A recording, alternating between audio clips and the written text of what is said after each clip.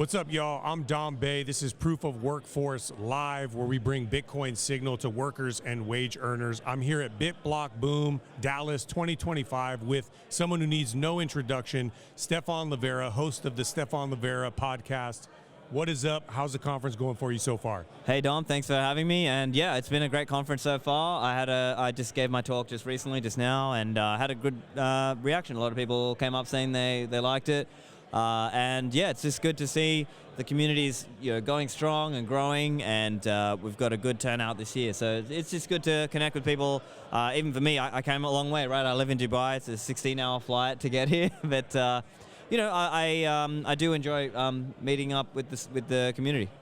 Someone said at the conference, they're like, I was in line at the coffee shop, and they said, it kind of feels like a bear market conference. And they were joking, saying, I know, but Bitcoin's at like 82. This is the highest it's ever been for me at a conference. What do you think? I mean, does it kind of have that weird feeling like we're in like bearatory of the bull market, Yeah, good point. I think it's like, let me put it this way. I think the quote-unquote retail hasn't shown up yet kind of aspect. Like maybe later in the cycle we'll get a bit more of that.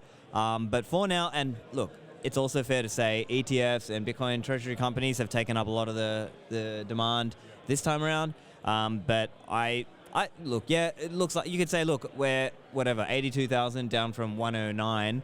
So maybe this is like a bit of a mid-cycle drop, and we're kind of on the way up to the real frenzy. And I'll give you a few examples. Because people who haven't been around for a while or maybe have not been paying serious attention, you might not know this. So as an example, in 2017, prices maybe 1,000 or so to start. We spent, I think, 75% of the year under $5,000, and we spent 90% of the year under $10,000. But everyone thinks of 2017 as our $20,000 top. But no, actually, most of the year was spent below that. So, it's your mind kind of plays tricks on you, and the time dilation or whatever. It's just kind of it's a weird feeling. But yeah, so yeah, it kind of feels like it's not as kind of hype crazy, but I think that's still coming. Yep. Depending on where you are in Bitcoin, it can feel very different. And this is why, adoption in organizations and institutions is so challenging. People have to understand what this is. Otherwise, emotion takes over and you are quickly discouraged. Like, oh my gosh. Speaking of violent movements, on the way here, we had a violent market movement. I think the Dow dropped 2,200. For the workers and wage earners at home, I posted, pensions dropped in book value tremendously, and it had nothing to do with Bitcoin because Bitcoin held pretty, steady. Obviously, you have a very strong grasp on macro. For the workers and wage earners, what happened? Like, what's going on in your view? Why did the market tank on Friday, and why has it been tanking pretty steadily since, the new president has gotten in? So my interpretation of all of this is basically uncertainty around the tariffs. I think what happened is maybe most people were thinking Trump was threatening these tariffs, and they might have been thinking, maybe he's not really going to do it, he's just sort of threatening it. But it sort of seemed more like, no, they are really trying to shape and change the economic world order a little bit. And that has made some companies, I guess, worried about what that means for their bottom line. Are they going to have to reshore, or are they going to have to try to change where they source their products or things like this to avoid tariffs, or are they just going to have to try to pass on the costs? So I think it was a bit of that uncertainty. And then as for why Bitcoin didn't drop as much, I think it's probably that Bitcoin is smaller, and a lot of the people who are selling those S&P and other things, or stocks, they don't hold as much Bitcoin yet. So I think it's that. I think but as you said, Bitcoin adoption is an individual story. Whether it's a union or a corporate or a government, there are individuals inside that organization who need to accept the orange pill to understand, yes, Bitcoin is a superior money. It's just a better technology. There's no reason not to use it. It's like saying, VoIP exists, but I'm not going to use it. I'm going to use the old school phone technology instead of just learning to use VoIP because it's cheaper and faster and more efficient and all these things. So I think it's sort of like that. We just need people to understand what this is, why they're holding it, why they should use it. Yeah. No, that's a great point, and it goes back to understanding like what's going on. Okay, so we don't get into predictions. I'm not gonna, me, I always encourage the wage earners and workers at home, like, stay away from price predictions. Right. get in long term. This is not a Bitcoin principle to hold something of value long term. It's been around long before Bitcoin. Bitcoin just really emphasizes the need and showcases that. What do you kind of see? Forget about price, but when we're talking adoption, you mentioned retail sidelines. We have an institutional cycle where it seems like the ETF holders are trading Bitcoin right now. They're at that phase of the cycle where they're trading, they're not holding long term.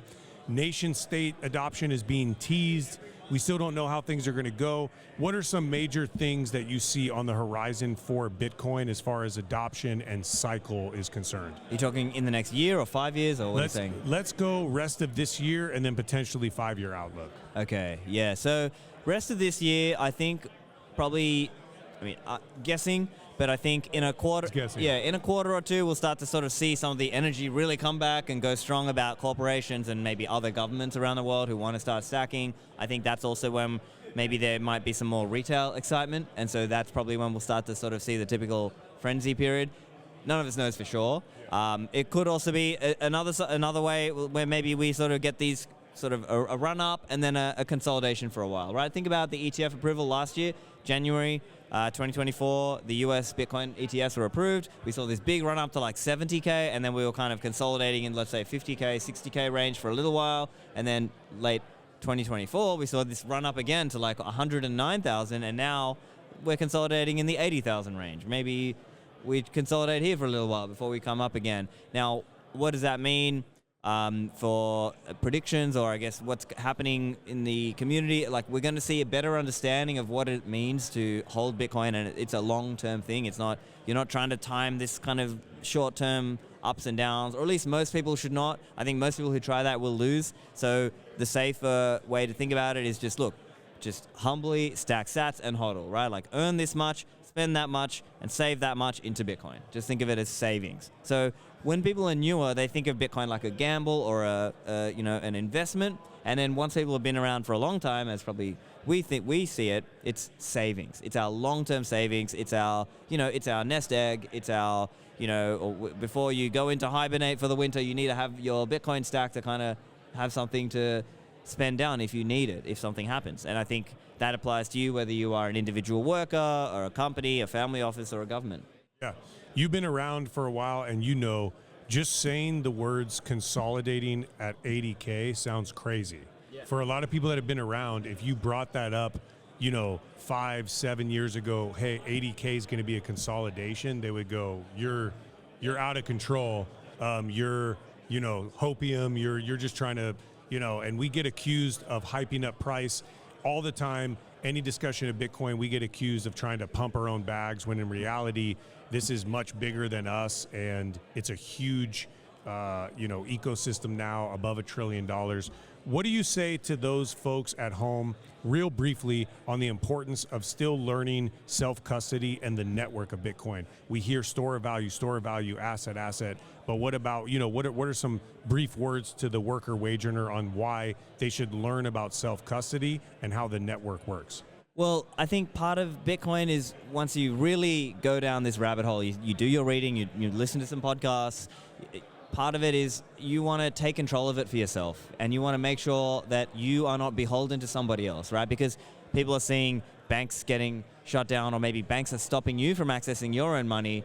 And this is a way where if you get, let's say, your cold card or whatever hardware device or multi-sig that you get, these devices give you the power. They give you the power. They bring the power back to the everyday individual. And now we have this great opportunity right now. Fees are low right now. So actually, it's a great time to now learn about this thing. So, it's a natural process. Not everybody gets straight to it. Of course, I want as many people to self-custody, but it's a journey. So generally, it means that you buy a device, you write down 12 words, it generates an address, you receive some coins into that address, and that is your self-custody. Of course, there's more to it, but that's sort of the high-level basics of it. There are, all kinds of different providers and services out there that can help people, but why should you do this? Because it gives you the power, as opposed to leaving it with somebody else.